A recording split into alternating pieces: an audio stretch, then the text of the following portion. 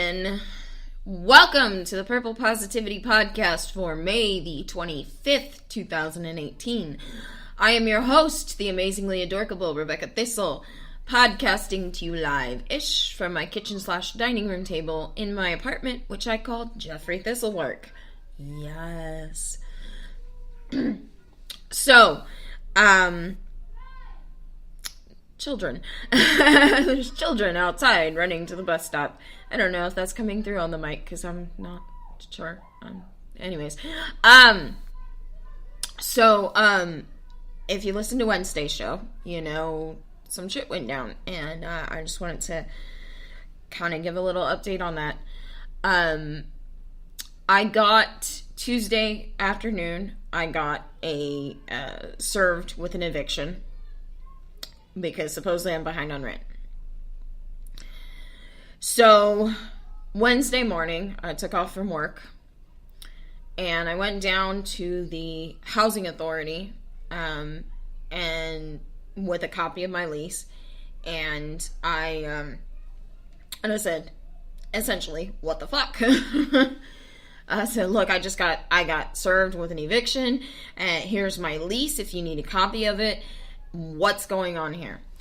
So they could not get a hold of my apartment complex because my apartment complex doesn't open until 10 a.m. The office doesn't open until 10 a.m. And this was about 9:45, I guess. So they didn't know what was going on the end of the apartment complex. But the problem with the contract wasn't that they didn't have the lease, or a copy of the lease. It was that the lease dates needed to be different. So instead of, showing that it was signed on February 9th or 10th or whatever,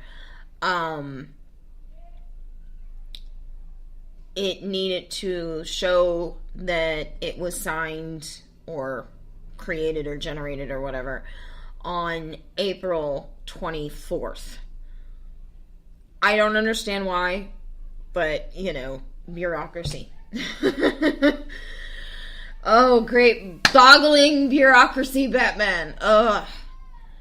Anyways, so I go, okay, all right. And the lady who's been so wonderful helping me get all this sorted out. She's been so patient. She's been so understanding. Her name's Stacy, by the way. I just wanted to say that. Stacy at HUD. Love ya. She, read over the eviction papers and said, look, they're saying you're behind for April and May. And I said, well, that's not right, because my rent was paid in February, and then I paid March and April using my tax return. About half of my tax return I took, and I paid April and March rent. So if I'm behind on rent, it's only for May. And, fine, that's great. So she said, okay, well, you need to tell them that. And I said, all right, because they're not gonna back pay for March and April, which sucks, but it is what it is. So, oh, Lord. So I went back to my apartment complex, which by then the office was open, and said, what's going on here? I gave you guys enough for March and April rent. And Adult Protective Services paid for February. So if anything, I should be ahead over here. And they go, okay, bring the receipts. So I found the receipts, brought them back, and they went, okay. And they sorted that out and did a new contract, sent it over to HUD. So everything should be all good from here on out. But, I blame the Dark Elves. Anyways, so that's the update on that situation. It's sort of settled down. It is what it is. And it's all going to be not perfect from here on out, but, good. Although I'm sort of over here going, so does that mean that my lease now ends in April of next year? which really messes up my timeline for getting the fuck out of Abilene.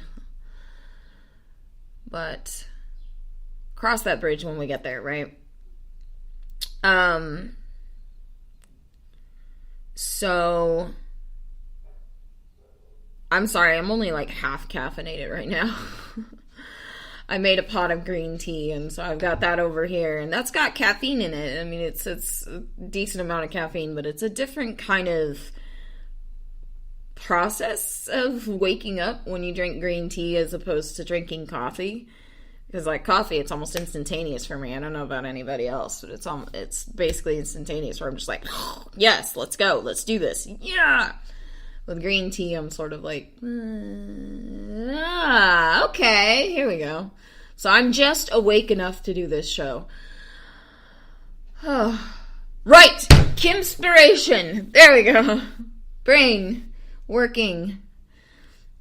Kim-spiration 104. So, in the 4th episode of the first season, Kimmy goes with Jacqueline to a plastic surgeon. Jacqueline is feeling really insecure because of her issues with her husband being gone all the time, and she's feeling inadequate, so she's like, I'm gonna go see my plastic surgeon because obviously that's gonna fix everything. She refers to it as outside-in living. If you look good on the outside, then you feel good on the inside, or, you know, it's, and,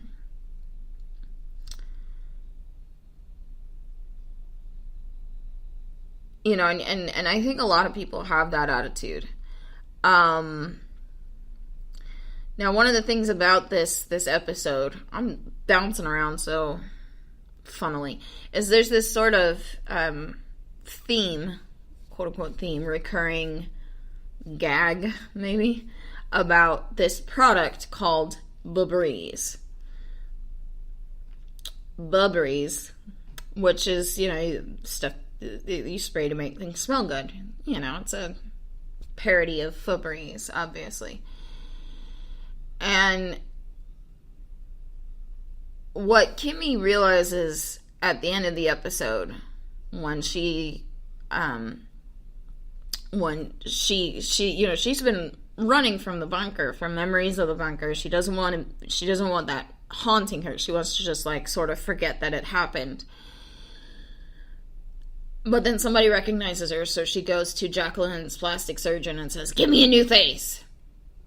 But she realizes that changing the way she looks and running away from what happened to her is not going to fix anything. And I was thinking about this morning as I was attempting to wake up, slowly but surely. I had a late night last night, and I normally don't stay up late. So I'm sort of like, but I was thinking about this, and I ain't gonna lie, I do the same thing, where I pretend like my problems don't exist, like I don't have problems. You know, and I think to a certain extent everybody does this. You know, somebody comes up to you and says, "Hi, how are you?" You instinctively are going to say, "I'm doing all right. I'm doing fine." Regardless of whether you are or not. I mean, my thing that I say is, I can't complain. Well, I can complain, but I won't complain. You know, and I mean, it's not like I need to give my life story to every person that I meet, obviously. That's a little weird. And then again, talking about my life story on this podcast is a little weird, so, you know, what do I care? But, you know, in a lot of ways, saying you're fine when you're not fine, that's just breezing your problems. One of the other things that pops up in this episode is Kimmy Kimmy's interpretation of this outside in thing. She tells Jacqueline, when I used to live in the place that I used to live, whenever I got sad, I would jump up and down and say, I'm not really here. I'm not really here. And, I think sometimes I do that. I'm not gonna lie. Like, it's insane escapism that I go to. And, and this actually kind of ties into this whole HUD situation that I have, or had, going on. Like I said, it looks like it's been resolved now. But I honestly wanted to pretend like that shit wasn't happening. I wanted to crawl under the covers and just go, I'm not here. I'm not here. I don't want to face this. I don't want to deal with this. I'm not going to do it. And and I'm doing this with other situations in my life, and I'm aware of it. It's something I'm working on.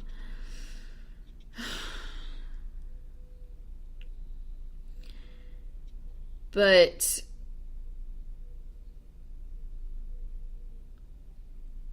one of the things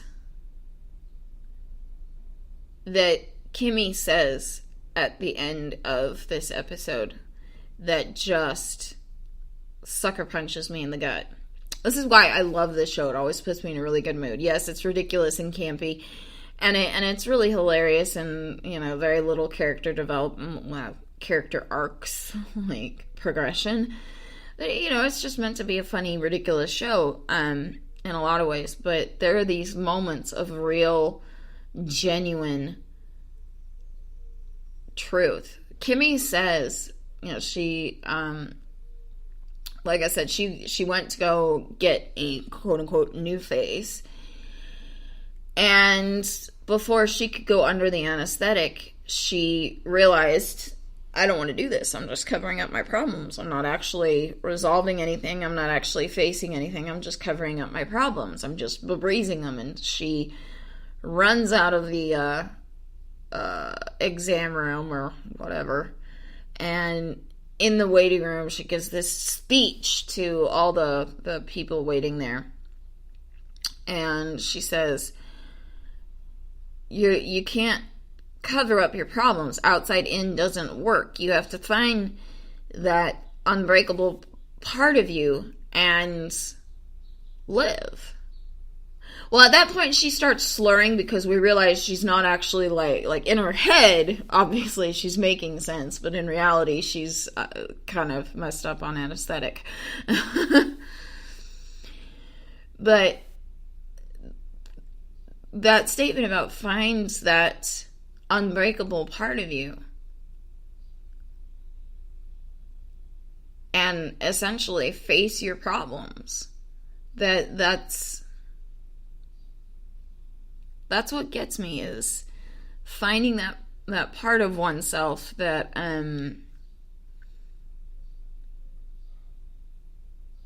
that no one can take away from you, that nobody can break, and just